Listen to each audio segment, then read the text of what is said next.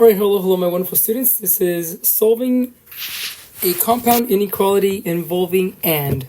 So what are the solutions of, we have 7 is less than or equal to 4x plus 3, which is less than 23. So we're going to treat this like a regular equation, except that the only thing difference is the same thing with any inequality. Anytime you divide or multiply by a negative number, we will switch the signs. Fortunately, we don't have to do this here. But in order to do this, we're still going to be solving for old man.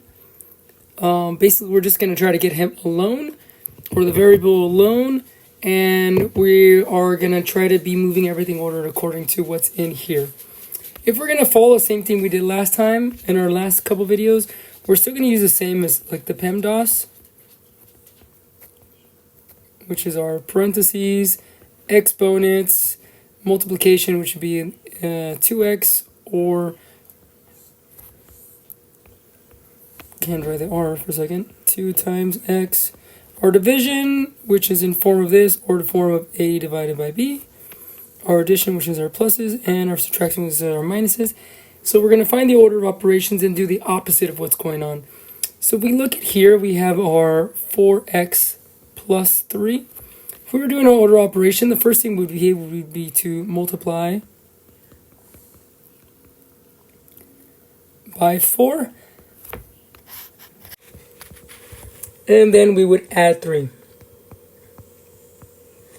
So to do the order, to actually solve, we have to do the opposite of this, going backwards. So instead of adding by 3, we subtract 3. And then instead of multiplying by 4, we're going to divide by 4. So this will actually look like up here. So because this is kind of like an equation, what we're actually going to do is we're going to separate these here with little dash lines. Each place we have a inequality symbol. And what we're going to do is whatever we do to one side, we're going to have to do to all the sides. For example, our first step is to subtract 3. So I'm going to subtract 3 to this side, which means I also subtract 3 here, which means I also have to subtract 3 here. Well, you go this way, I end up getting 4 less than or equal to 3 minus 3 subtracts to 0. So in here we have 4x. And then we have less than 23 minus 3 would be 20. And our next step is to divide by 4 to both sides.